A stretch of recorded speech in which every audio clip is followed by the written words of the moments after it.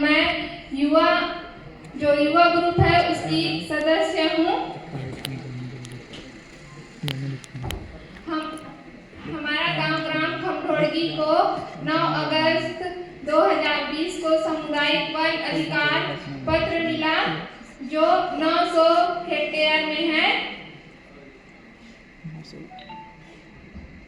और वन प्रबंधन समिति का गठन अप्रैल 2023 को किया गया है।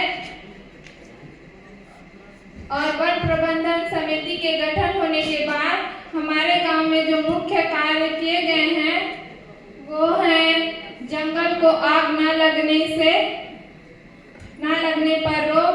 जो प्रतिवर्ष हमारे गांव में जंगल को आग लग रहा था वो समिति का गठन होने के बाद एकदम उसमें रोक लगा दिया गया, जिसके फल हम लोगों को आज मिला कि हमारे गांव में पिछले 1 वर्ष से कहीं भी आग नहीं लगा।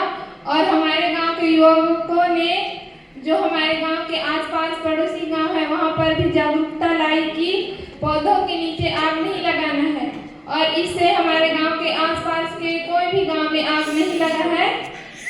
और दूसरा था बांस संवर्धन हेतु करीब तोड़ने पर रोक। हमारे गांव में जंगल में बांस लगाया गया था जिसमें बाहर के लोग या तो हमारे गांव के भी लोग करीब खाने के लिए जंगल में जाकर बांस को तोड़ते थे। उस पर रोक लगाया गया और प्रत्येक घर से एक व्यक्ति जंगल रखवाली करने के लिए एक दिन में 2 व्यक्ति जाते थे। और तीसरा इमारती लकड़ी की कटाई व नवीन वृक्षारोपण। जिस लकड़ी का उम्र हो गया था, जैसे सूखने के कगार पे आ गया था, उन वृक्षों की कटाई कर उसकी बिक्री कर उसका पैसा वन प्रबंधन समिति के खाते में जमा कर उसके स्थान पर नया पौधारोपण किया गया है। जो आज हमारे गांव में 200 से 300 नवीन पौधे अभी भी उस स्थान पर जीवित है और बाकी और दूसरे स्थान पर लगाया गया है पौधा। करीबन हमारे गांव में अभी तक 2000 पौधों का रोपण किया गया है जो अभी तक जीवित है। और चौथा, गांव के जंगल को 5 भागों में बांटा गया है। पहला, लकड़ी की कटाई। ऐसे इलाके जहां पर सूखी लकड़ियां हैं जो जलाने के लिए उपयोग लाती हैं, उस इलाके में लकड़ी की कटाई कर सकते हैं जहां सूखियां हैं वहां पर। और दूसरा, चारागाह। हमारे गांव में पशुपालन भी किया जाता है, तो एक स्थान को निश्चित किया गया है कि उधर वहां पर चराई का काम किया जाएगा। और तीसरा, वृक्षारोपण के लिए। और 2 ऐसे स्थान हैं जहां पर कोई काम नहीं किया जाता, वहां पर जंगल है, वहां पौधे लगाने की भी आवश्यकता नहीं है, तो अभी वहां पर कोई काम नहीं किया जा रहा है। जब वहां के पौधे सूख जाएंगे ना तो वहां पर पौधारोपण किया जाएगा। और 5वां है जल संरक्षण संरचना का निर्माण। हमारे गांव में जब सामुदायिक वन प्रबंधन सामुदायिक अधिकार पत्र मिला, उसके बाद 7 तालाब का निर्माण किया गया है जो सामुदायिक है, जिसमें एक तालाब को युवाओं को दिया गया है जो मछली पालन कर उसका आधा पैसा अपने पास रखते हैं अपने युवा खाते में और आधा ग्राम सभा के खाते में जमा करते हैं।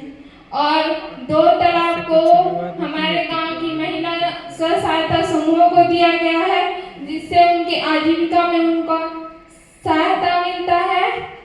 और एक तालाब जो पुरुष वर्गों के लिए है और एक तालाब सार्वजनिक है, जिसमें हम लोग खेती किसानी करते हैं तो सिंचाई के लिए वहां से पानी लिया जाता है और उसमें भी मछली पालन किया जाता है।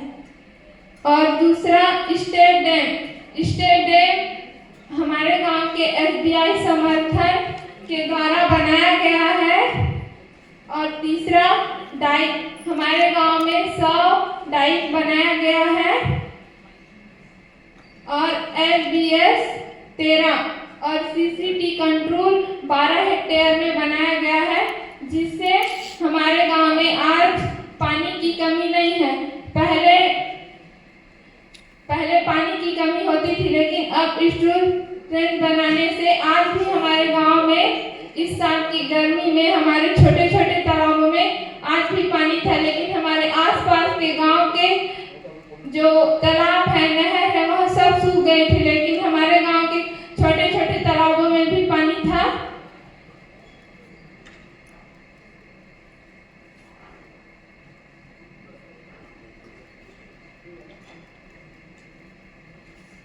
और इस वर्ष की हमारी कार्य योजना है लघु वनोपजों का संग्रहण कर उसको एकत्र कर ग्राम सभा के द्वारा बाहर ऊंचे मतलब अच्छे दामों में बिक्री करना और 2000 पौधों का रोपण करना और 5000 सीड बॉल बनाकर जंगलों में फेंकना, जिसमें है सीताफल, महुआ, जामुन, अर्जुनदा, कोसुम। इन सब बीजों का हम सीड बॉल बनाकर जंगलों में फेंकेंगे, जिससे नए पौधे की उपज होगी। और चौथा है इमारती लकड़ी की कटाई। हमारे पास अभी नीलगिरी की 20 पौधे हैं जिसकी कटाई की जाएगी और उसके स्थान पर 200 नए पौधे लगाए जाएंगे। आप सभी को पुनः सेवा जोहार। धन्यवाद।